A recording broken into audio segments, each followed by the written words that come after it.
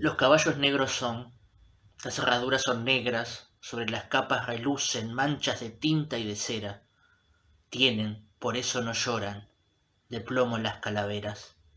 Con el alma de charol vienen por la carretera, jorobados y nocturnos, por donde animan ordenan, silencios de goma oscura y miedos de fina arena. Pasan, si quieren pasar, y ocultan en la cabeza una vaga astronomía de pistolas inconcretas.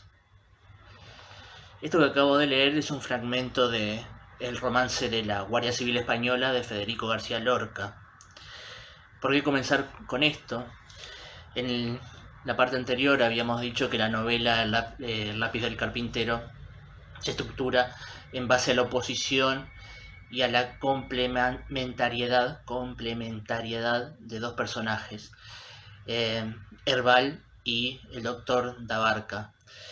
Herval es un guardia civil y quería empezar con este poema de Lorca porque plantea algo, una oscuridad de estos personajes, de los representantes de la Guardia Civil, estos que tienen de plomo en la calavera. Y lo interesante que hace Manuel Rivas, me parece, es mostrarnos qué hay debajo del plomo, de la calavera de estos guardias civiles. No quedarse con el estereotipo de la maldad pura, sino mostrarnos cómo se llegó a eso y qué hay en el interior de esas armaduras, de esos charoles, de esa negrura que muestran hacia afuera. Por lo menos en uno de los personajes, en Herval. Sin querer, me parece, con esto, enaltecer o hacernos olvidar lo terrible de los hechos de la Guerra Civil Española, lo terrible de las torturas y los homicidios, y que tengamos una especie de lástima hacia determinados personajes. No, sino mostrarnos simplemente que somos humanidad, somos humanos, tanto del lado de aquellos personajes que representan ideales positivos y valores destacables, como en aquellos que ejercieron y ejercen una maldad que parece sin límites. También en ellos hay retazos de humanidad y esa maldad también forma parte de lo humano. Herval y Dabarca. Es imposible analizar a estos personajes por separado.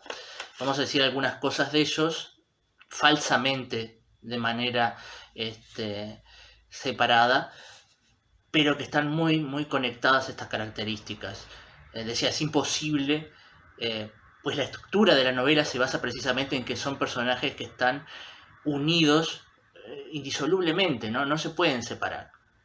Tanto es así, como dijimos en la parte anterior, que cuando muere uno, el otro de alguna manera muere. El primero que aparece es Dabarca. Un Dabarca viejo, enfermo, a punto de morir, pero que mantiene una memoria, una lucidez, un humor, ¿no? Ese chiste que le hace al periodista cuando lo va a visitar de que está paladeando un poco de oxígeno y le ofrece servirle un poco, lo muestra, lo pinta como un sobreviviente sin rencor, un sobreviviente que no se ha amargado a pesar de todas las tragedias que vivió y todos los terrores que tuvo que afrontar. Todavía en el primer capítulo no sabemos toda su historia, pero ya se intuye, ¿no?, por algunas cosas que se presentan de él. Lo que sí sabemos, también como dijimos antes, es que, bueno, es un personaje que no ha muerto, que ha sobrevivido, a todo ese periodo, ¿no?, a la Guerra Civil Española y a las torturas. Entonces no vamos a tener por ahí un misterio con qué va a pasar este personaje cuando lo arrestan y todo lo demás. Ya de entrada lo tenemos en un presente o en una contemporaneidad superado todo aquello, ¿no? Ya muerto Franco, largamente. Por el otro lado, en el capítulo siguiente ya se presenta Herval. Primero el doctor Dabarca y después Herval. Eso podría hacer suponer que el protagonista de la historia es el que es presentado primero. si tenemos en cuenta la globalidad de la obra, uno suele asociar el protagonista a, bueno, al personaje bueno, ¿no? Al personaje que representa determinados valores positivos y que ocupa determinado espacio en la obra. Si tenemos en cuenta esa definición de protagonista, el Doctor de Abarca sería el protagonista de la obra. Ahora, lentamente, a partir del capítulo 2, me parece que el personaje de Herbal se va comiendo al personaje de Abarca en cuanto a ese protagonismo. Repito, son personajes complementarios, opuestos y complementarios. Entonces, es inexplicable el protagonismo de Herbal sin Abarca. Pero permítanme pensar, ¿tá?, o exponer acá que el protagonista de la novela es Herbal.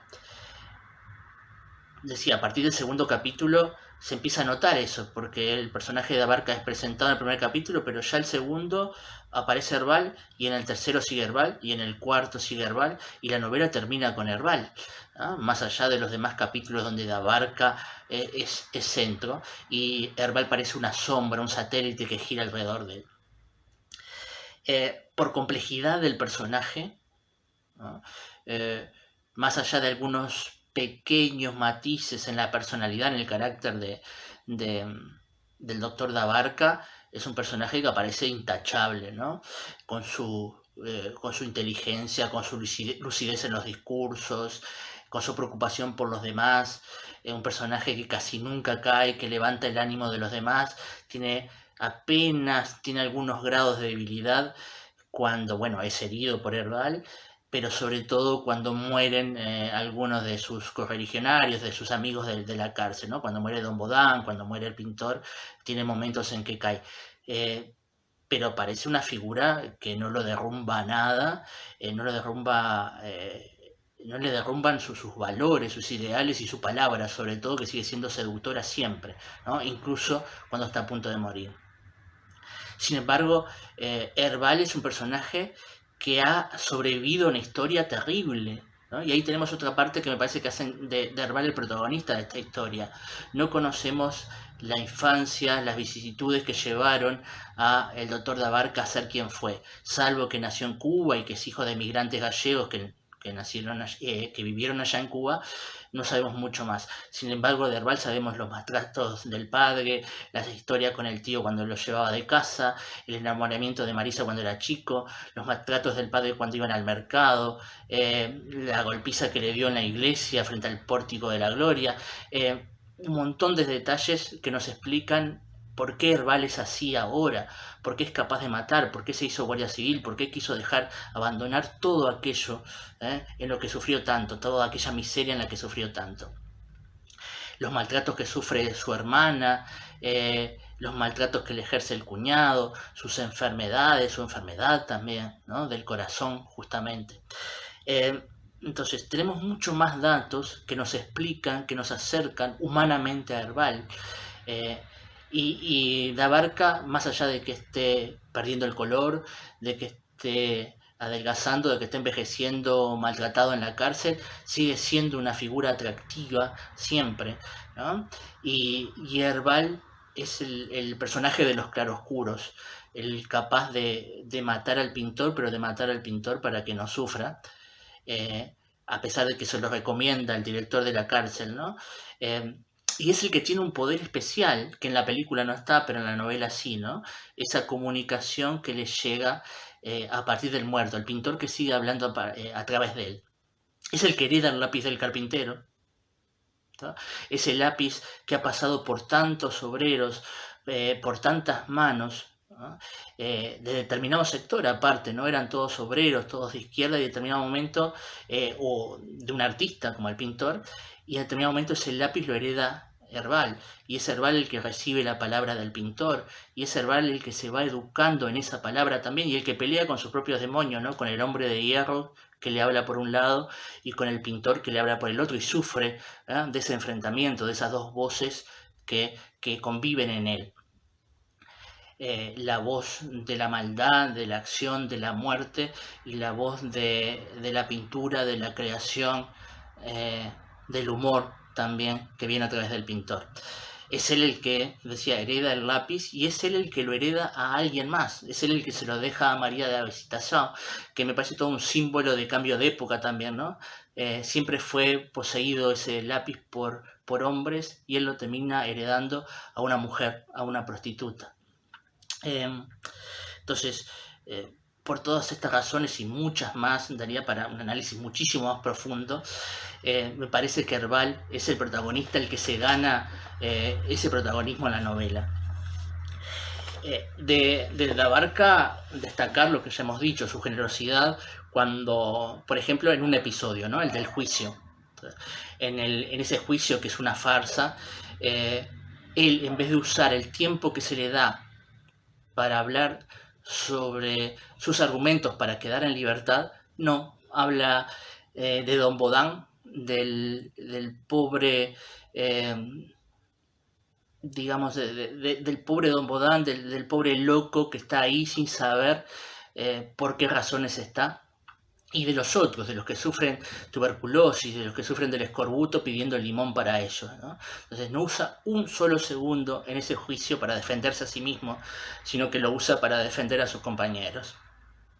Así como podríamos destacar el episodio en que a través de la imaginación logra que Gengis Khan pase un gran momento, y sus compañeros, ¿no? Pasen un gran momento de disfrute, donde toda la realidad de la cárcel se borra y disfrutan de ese banquete alucinado y dejan la comida de la cárcel de lado. De Herval decíamos toda su historia previa, ¿no?